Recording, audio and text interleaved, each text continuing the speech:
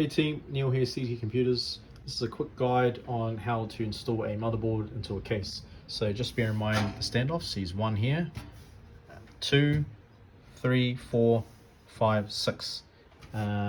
Make sure they are in the correct position, because if they aren't, they could be sticking up somewhere that it shouldn't and short the motherboard instead, right? And also these here, sometimes when you're putting the motherboard in, you don't take notice and then they go straight into the ports.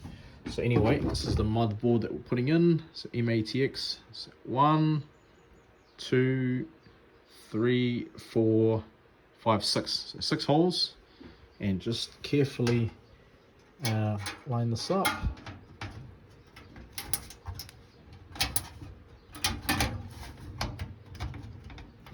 Okay, so that's lined up at the moment. So USB ports are not playing up there. So yeah, that's lined up, and then just finish off by screwing them down with the correct screws. Almost forgot to mention to install the IO shield first.